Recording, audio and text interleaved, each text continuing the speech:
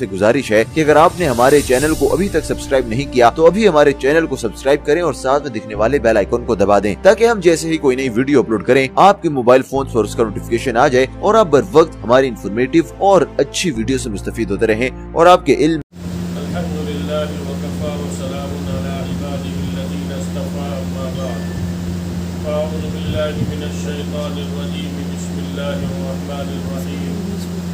الصلاة تنهى عن الفحشاء والمنكر صدق اللہ العظیم۔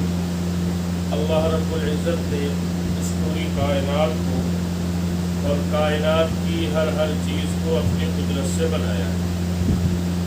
اس کے بعد اللہ نے انسانوں کے بھیجنے کے سلسلے کو شروع فرمایا۔ چنانچہ سب سے پہلے انسان اور سب سے پہلے نبی حضرت آدم علیہ السلام کو اللہ نے اس دنیا کے اندر بھیجا۔ دنیا کے اندر انسانوں کی ہدایت اور بھلائی کے لیے سوالات نبی اور رسول بھیجے۔ سب سے آخر میں اللہ نے اپنے آخری اور محبوب نبی سیدنا محمد رسول اللہ صلی اللہ علیہ وسلم کو مبعوث فرمایا اور آپ پر شریعت کی دین کی اللہ نے تکمیل فرما دی اور دین آپ پر اللہ تبارک و تعالیٰ نے مکمل فرما دیا۔ اگر یوں دیکھا جائے دین اسلام کے حوالے سے، شریعت کے حوالے سے، کہ آدمی جب ایمان میں داخل ہوتا ہے، یہ جب بالغ ہو جاتا ہے تو اس پر سب سے پہلی جو چیز فرض ہوتی ہے وہ نماز پڑھنا۔ اور نماز کے متعلق یوں آتا ہے کہ کل قیامت کے دن پہلے سب سے پہلے جس چیز کا سوال ہوگا وہ نماز ہی کا سوال ہوگا اور نماز کے متعلق سوال ہوگا۔ اس لیے بہرحال نماز کا اہتمام ہونا چاہیے، نماز کی پابندی ہونی چاہیے، اور نماز پڑھنے کی برکت سے اللہ تبارک و تعالی انسانوں کو گناہوں سے بچا لیں گے۔ ان الصلاۃ تنہی عن الفحشاء والمنکر، کہ ایک وقت آئے گا کہ انسان نماز کا پابند ہوگا تو اس کی برکت سے گناہوں کا بچنا آسان ہو جائے گا۔ اب نمازوں کو پڑھا کہاں جائے؟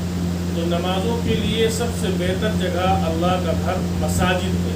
اس لیے کوشش یہ ہو کہ مسجدوں میں جماعت کے ساتھ نماز پڑھنے کا اہتمام کیا جائے۔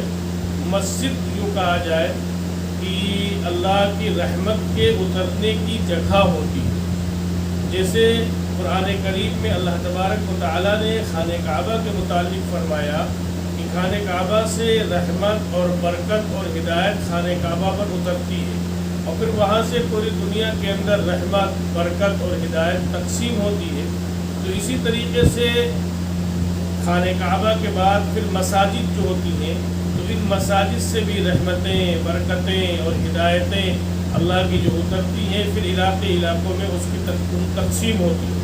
تو مسجد یہ اللہ کی ایک بہت بڑی نعمت ہے۔ جس علاقے میں مسجد ہوتی ہے اس علاقے میں لیے گویا اللہ کے لیے ایک بڑی نعمت ہے۔ اس لیے مسجد کو آباد کرنے کی فکر کی جائے، مسجدوں میں نماز کا اہتمام کیا جائے، جماعت سے نماز پڑھنے کا اہتمام کیا جائے۔ میں ایک مثال دوں، مثال کے طور پر کسی علاقے میں لائٹ نہ ہو، وہاں لائٹ آئی نہ ہو، اور اس کے بعد میں پھر وہاں لائٹ لگ جائے، کھمبے لگ جائیں، تار کھینچ دیے جائیں اور وہاں ٹرانسفارمر رکھ دیا جائے۔ اب جب ٹرانسفارمر آئے گا تو پورا محلہ خوش ہوتا ہے، چلو ٹرانسفارمر آ گیا، اب لائٹ جلے گی، لائٹ ملے گی۔ اب اس پر حق کس کا ہوتا ہے؟ اہل محلہ کا۔ ٹرانسفارمر پر حق کس کا ہوتا ہے؟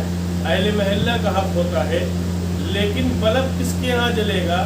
جس نے اس ٹرانسفارمر سے لائٹ کا کنیکشن لیا ہوگا، میٹر لگوایا ہوگا، اسی کے یہاں بلب چلے گا، اسی کے یہاں روشنی ہوگی، اسی کے یہاں گرمی میں پنکھا چلے گا، اسی کے یہاں کولر چلے گا، اسی کے یہاں اے سی چلے گا۔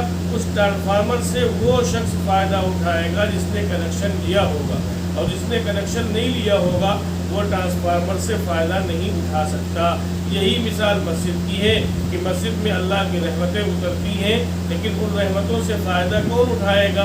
جو مسجد جاتا ہوگا، جس کا تعلق مسجد سے مضبوط ہوگا، جس کا رشتہ مسجد سے ہوگا، جو مسجدوں میں نمازوں کے لیے جاتا ہوگا، تو اللہ کی رحمتیں مسجد میں اتریں گی، پھر ان رحمتوں کا وہ مستحق ہوگا اور وہ رحمتیں اس کو ملیں گی۔ ایک بات تو یہ ہو گئی کہ نمازوں کا اہتمام۔ جس دور سے ہم اور آپ گزر رہے ہیں یہ دور فطروں کا دور ہے، اور یوں کہا جائے کہ دجالی فطروں کا دور ہے۔ دجال نہیں آیا لیکن دجالی فتنوں کے دور میں ہم چل رہے ہیں. ایسے وقت میں اپنے ایمان کو بچانا بہت ضروری ہے کہ ہم سمجھ بھی نہیں پائیں گے اور ہمارا ایمان ہم سے سلب ہو چکا ہوگا.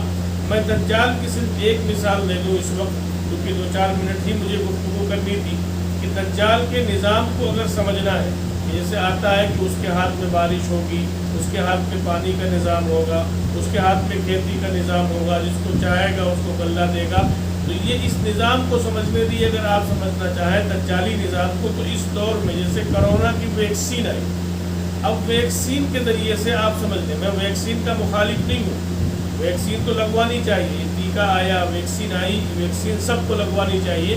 لیکن ویکسین کے ذریعے سے میں ایک چیز یہ سمجھانا چاہتا ہوں کہ اگر آپ نے ویکسین نہیں لگوایا تو آنے والے وقت میں آپ فلائٹ پہ سفر نہیں کر پائیں گے، پلین پہ سفر نہیں کر پائیں گے. آنے والے وقت میں آپ ٹرین پہ سفر نہیں کر پائیں گے. آنے والے وقتوں میں آپ جو ماحول بنایا جا رہا ہے، ایک صوبوں سے دوسرے صوبوں میں نہیں جا پائیں گے. آنے والے وقت میں ایک ملک سے دوسرے ملک میں نہیں جا پائیں گے.